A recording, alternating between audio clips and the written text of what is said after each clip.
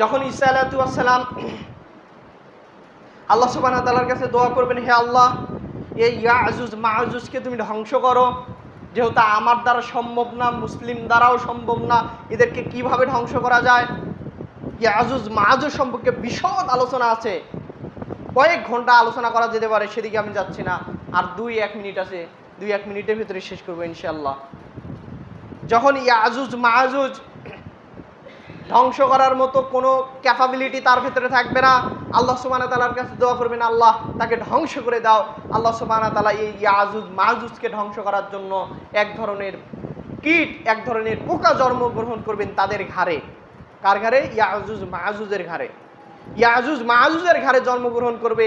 এই পোকার আক্রান্ত স্থানে সমস্ত ইয়াজুজ মাজুজ সম্প্রদায় মুহূর্তের একযোগে মারা যাবে। ঈসা আলাইহিস সালাতু ওয়াস সালাম এই তুর পাহাড় থেকে আসবেন, এসে জমিনে পা রাখবেন, এই পা রাখার জায়গা ঈসা খুঁজে পাচ্ছেন না। তা আবার আল্লাহ সুবহানাহু ওয়া তাআলার কাছে দোয়া করবেন, হে আল্লাহ, এইগুলোকে সরান। কিভাবে সরানো যায়?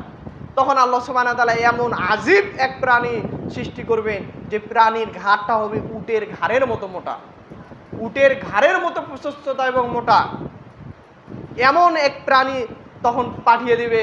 এই প্রাণীগুলো রাসূল সাল্লাল্লাহু আলাইহি ওয়াসাল্লাম অন্য বর্ণনায় বলছেন যে ইয়াজুজ মাজুজ যখন মারা যাবে, পৃথিবীর হিংস্র প্রাণীরা দিন রাত তাদের মাংস করে এত মোটা তাজা হবে, এত মোটা তাজা হবে, এত মোটা তাজা হবে, তা আপনাকে বলে বোঝাতে পারবো না। মোটা তাজা হয়ে যাবে এই হিংস্র প্রাণীগুলো, কিন্তু লাশ শেষ হবে না, পা রাখার জায়গা খুঁজে পাওয়া যাবে না। তখন আল্লাহ সুবহানাহু ওয়া তাআলা এই এমন ধরনের এক প্রাণী সৃষ্টি করবেন, তারা তাদের ঠোঁট দিয়ে ধরে ধরে কোথায় যে নিয়ে ফেলে দিবে একমাত্র আল্লাহ সুবহানাহু ওয়া তাআলাই ভালো জানে। এই ইয়াজুজ মাজুজের লাশগুলো আকাশ বাতাস গন্ধে ভারী হয়ে যাবে, তাদের এত গন্ধ, দুর্গন্ধ, আকাশ বাতাস ভারী হয়ে যাবে। আল্লাহ সুবহানাহু ওয়া তাআলা এই লাশগুলোকে শনাক্তকৃত করার পরে আল্লাহ তাআলার কাছে আবার দোয়া করবেন ঈসা আলাইহিস সালাম। তখন আল্লাহ তাআলা পুরো পৃথিবীতে বৃষ্টি দিবে, অনার্গল বৃষ্টি দিয়ে পুরো পৃথিবীকে ধুয়ে পরিষ্কার করে ফেলবে। তারপরে আল্লাহ তাআলা জমিনকে নির্দেশ দিবেন, হে জমিন, তোমার রহমতের দরজা তুমি উন্মুক্ত করে দাও। রাসূল সাল্লাল্লাহু আলাইহি ওয়াসাল্লাম বলছেন, ওই সময় একটা ডালিম খাবে একটা বংশের লোক খেয়ে শেষ করতে পারবে না। একটা ডালিম, আরে একটা ডালিম তো আপনার একারই আটে না, 10-15টা দিলেও শেষ করতে পারবে।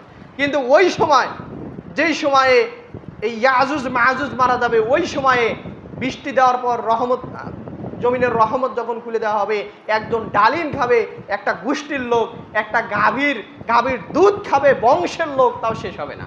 এত রহমত দুনিয়াতে দিয়ে দিবে। কোরআন এবং হাদিসের তথ্য অনুযায়ী বোঝা যায় ঈসা আলাইহিস সালাম 7 বছর পৃথিবীতে থাকবে। এই 7 বছরে সুখ আর শান্তির মধ্যে বিরাজ করবে, কোনো অশান্তি তাদের মধ্যে গ্রাস করবে না। এবং বাইবেলের বর্ণনায় বোঝা যায়, বাইবেল বলতেছেন যে ঈসা আলাইহিস সালাম 1000 বছর এই পৃথিবীতে থাকবেন। কিন্তু আমাদের ধর্মগ্রন্থ বলতেছেন, কোরআন এবং হাদিস থেকে তথ্য পাওয়া যায় যে 7 বছর তিনি থাকবেন।